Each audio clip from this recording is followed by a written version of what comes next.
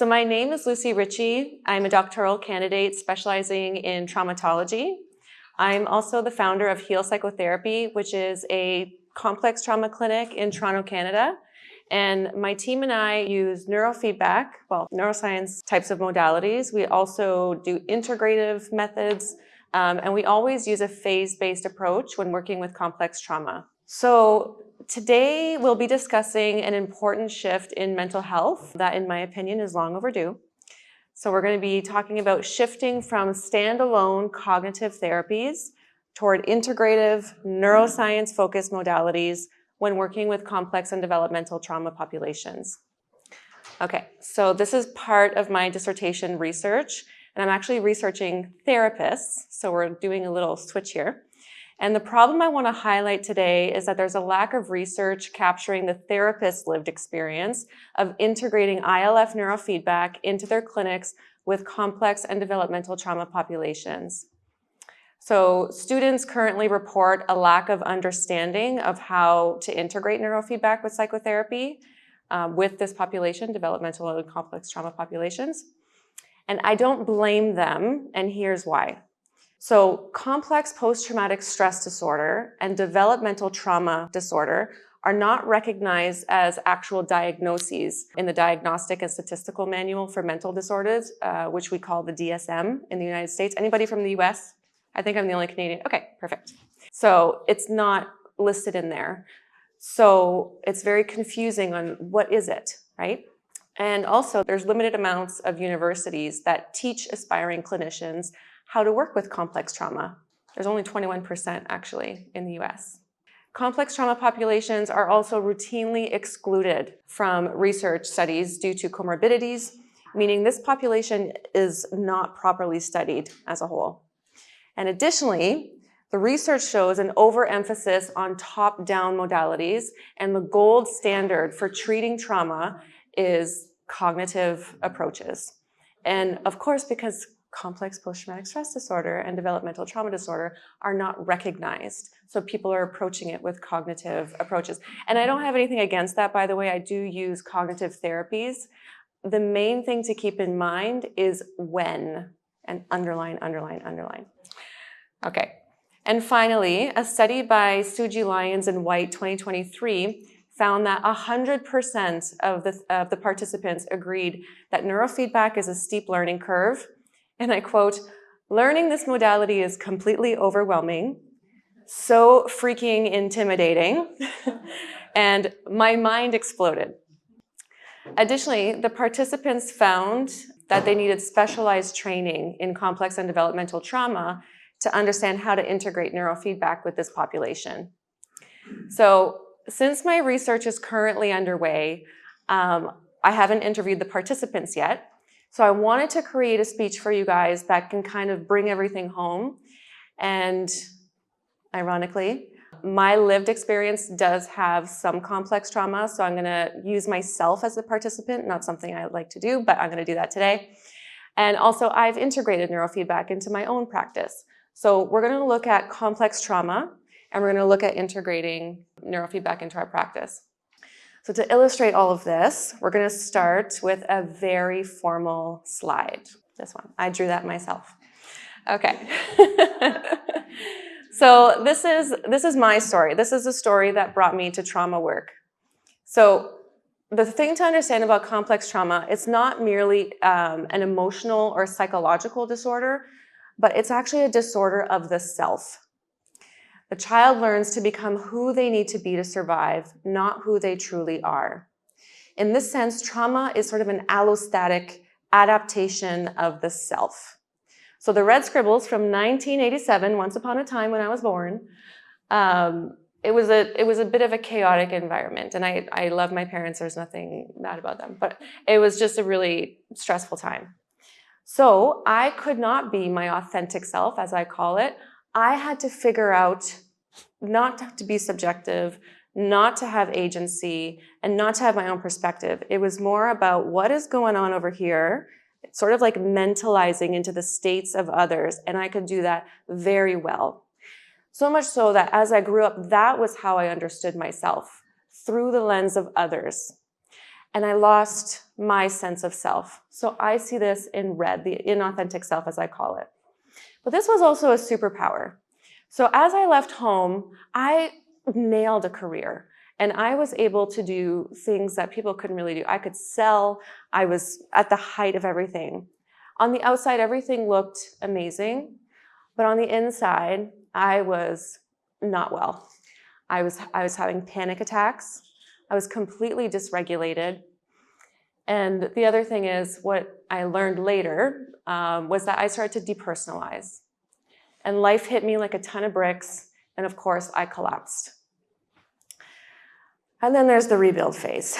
All right, so as I started to rebuild, I found myself in therapy. I didn't even know I needed therapy, had a referral, went to see a trauma therapist. When I saw this trauma therapist, she looked at me and said, "It's not your fault." And I thought, okay, what is she trying to convince me of? What is happening here? So I bought into it and kind of waited for her to say the magic words that would change my brain or change this trauma, whatever that was, wherever that was. And it never happened. So 2 years into trauma therapy, I thought, I'm quitting my job. I'm going to school and I'm going to figure out what is this trauma, and I want to know it down to the cell, because if you can't fix it, I want to know how to fix it. So of course I went to school excited that I'm going to fix my trauma and solve this problem. Well, that's where, I'm not even paying attention to my own thing here, hold on. So that's where I became really frustrated, because when I was in school, I took an elective. So I had to take an elective to get trauma teaching, to understand what trauma was. And in there, they were teaching the same modalities that my previous therapist was using with me. Standalone cognitive therapies. And I thought, okay, maybe it's this school. So then I enrolled in 2 other schools at the same time. And my adaptation in red, by the way, was helping me do that. So I enrolled in 2 other schools, clinical traumatologist certification and a professional trauma certification. And those taught me more about dissociation, about the adaptation, but still, they were teaching cognitive and behavioral therapies. And I thought, it's me. There's something wrong with me. And by the way, sorry, I didn't go. So the blue, what is the blue? The blue is the authentic self, which we're going to get to more in a bit. But the way that I look at the authentic self is that it's sort of the capacity that comes from self-organization. When the brain is self-organized, I have access to the acronym SAP. S is for subjectivity. I can sense into my own experience.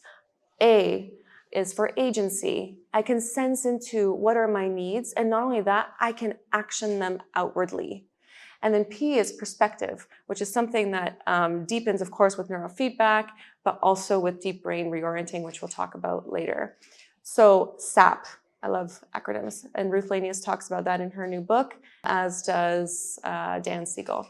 So if we take a second to look around this room, if I were to place each of you into groups of 10, 7 of you would have gone through trauma.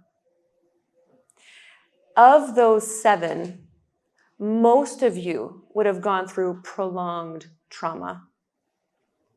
Yet most therapists receive limited training on how trauma shapes the developing nervous system and how to work with survivors of adverse childhood experiences. And as many of you know, adverse childhood experiences is a significant public health crisis and economic crisis in the United States. So in the US, approximately 63% of adults live with the impacts of childhood maltreatment. 1 in 6 women experience 4 or more adverse events. And these impacts translate into an economic burden of $14.1 trillion with a T, $1 trillion annually, and a serious public health issue that can shorten a survivor's life by 20 years. So if we break down these costs, this is where I get frustrated again. Chronic disease management, mental health treatment. Mental health treatment, the #1 treatment in the US, is gold standard standalone cognitive treatments. So that's where the money's going. Disability and early death, lost productivity in the workplace, reduced quality of life. So spending more government funding on standalone cognitive approaches may not be the solution, and here's why.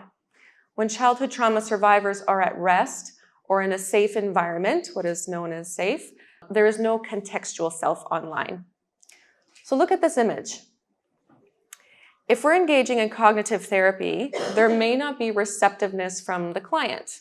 The prefrontal cortex is not active at rest in trauma populations. Okay, so we're going to take a closer look at that image. So the default mode network is a key intrinsic connectivity network impacted by childhood maltreatment and PTSD. It is our sense of self, our sense of who we are. The default mode network supports our sense of identity, how we can relate to others, our memory, self-referential processing, so wandering about the self, and internal self-awareness. So on the left here, we have the controls. And this is a study, by the way, by Ruth Lanius and colleagues 2020. In healthy individuals, the network is active at rest. So the brain can sort of wander about itself, sort of like autobiographical time travel, if you will, where you can consider your past, you can think about the present, you can think about the future. And this is very healthy. However, it loses connectivity under threat. And this is a healthy thing, okay? So we don't want to be wandering about ourselves if we're being attacked. So of course we want the periaqueductal gray to show up, and that's what it does in healthy individuals. In PTSD, specifically in childhood trauma, and they emphasize that in this article, it's sort of inverted. So if we even just zoom out for a bit, you can kind of see, if you did an X, it's inverted. So in PTSD populations, if we look at the top right corner, we see the sense of self is not online at rest, meaning the self cannot wander about itself, which is the healthy thing to do. Instead, we just see that the posterior cingulate cortex is a little bit lit up, which is essentially responsible for things like visceral sensations, vivid imagery. But some people would say, looking at that image at rest, that there's no there until threat happens. So under threat, the sense of self comes online in PTSD populations along with the periaqueductal gray. That's the threat defense center. Meaning that the default mode network has been atypically coupled with the periaqueductal gray, which again is a threat defense center. So this means that in order to feel like our sense of who we are, in order to feel alive, those with trauma must feel threat in order to activate the sense of self, in order to activate their identity. And according to Lanius and colleagues, this may explain why survivors of abuse have a compulsion to repeat their traumas, which, as you'll see later, and this is so important because it's under-researched in what I can find anyway, what you'll see later is that as we reenact our traumas, as we have that compulsion to engage in more risk, this is where it could lead to moral injury. So at this point of my story, I discovered neurofeedback. And I had been in clinical practice for a couple of years, and I was studying many different types of neurofeedback and integrating them into my clinic. And neurofeedback did for me what no cognitive therapies could do. And it also did the same thing for my clients, but I like to test things on myself first, trying to fix it, remember? So for me specifically, neurofeedback got rid of my panic attacks completely. Insomnia was gone. I was able to feel safe in mundane situations. I slowed down when I was playing with my kids, enjoying the moment and not fearing the moment that they're going to argue over a basketball. I had access to agency. I stopped caring so much about what other people thought. I stopped appeasing, that was a big one. I stopped getting triggered into my adaptation, stopped getting triggered into that red stuff. And I became myself, mostly. There was just one thing missing. I felt a gnawing pit in my stomach when a particular traumatic memory came to mind. This would leave me physically curled into a ball, and I could not contextualize what was happening to me. This didn't mean that neurofeedback didn't work, and this is the whole point of my presentation. It meant that survivors of complex trauma, survivors of developmental trauma, need integrative, neuroscience-based, phase-based approaches. So this led me to continue my studies where I became certified in deep brain reorienting, a therapy that follows the sequence of trauma imprints at the brainstem, what we just heard from Anna. And after just 4 practice sessions, so 4 sessions in the training, I processed what I now understand to be moral injury. Okay, so I won't read that, but I'll say it in a different way. So moral injury is a form of toxic guilt and shame resulting from, try to picture this, but resulting from a broken implicit contract with society. This happens when we commit, fail to stop, or witness acts that go against our innate moral code. And as an aside, I found this to be really cool, but Darwin found that morality is the most important trait found in all primates. And neurobiologically, morality is concerned with the default mode network. It impacts our ability to reason, so up here. It impacts our ability to connect socially because, again, that shame disconnects us from society, disconnects us from other humans, the guilt also. And of course, it impacts our sense of identity. Who am I if I failed to do this, or if I did this thing, or if I saw all of these things? So research suggests that childhood trauma is heavily correlated with moral injury processes, and that moral injury has more symptoms of CPTSD than it does with PTSD, which is true for veterans as well. These symptoms are mostly disturbances in self-organization, such as poor self-concept, affect dysregulation, and challenges with interpersonal relationships.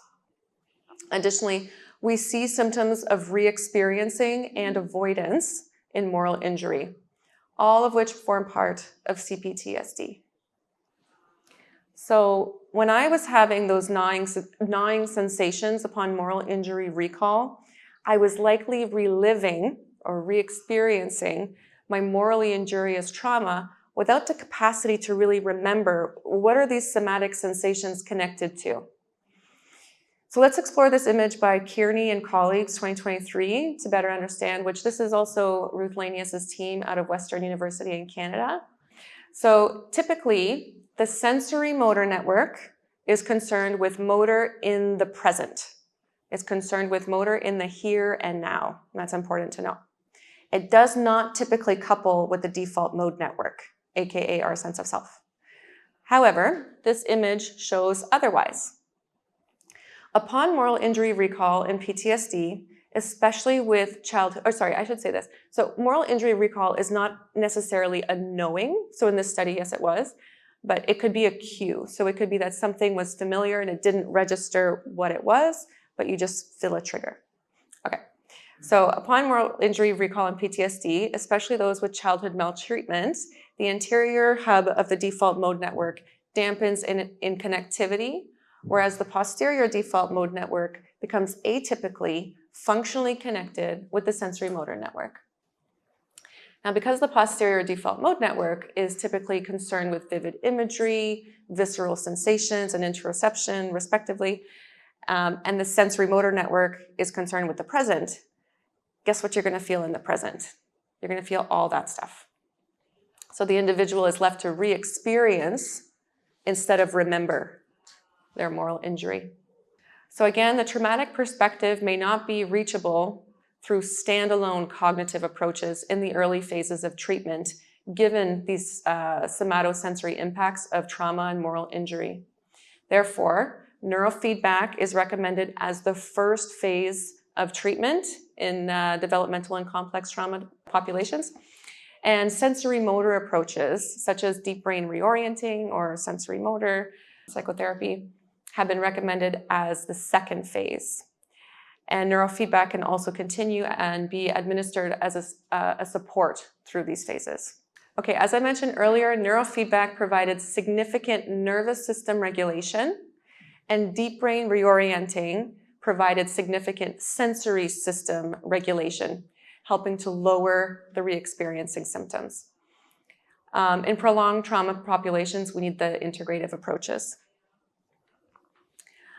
Thankfully, I was so happy when I found this, but thankfully, the American Psychological Association now recommends Integrative, neuroscience-informed approaches for complex and developmental trauma that are ideally delivered in a phase-based approach. So you can learn more about these in the APA's 2024 guidelines. That's for those of you in the US. Okay, many of us in this room work with complex and developmental trauma populations.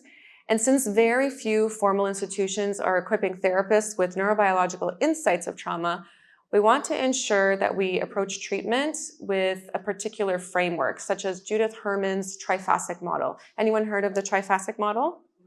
Perfect, awesome.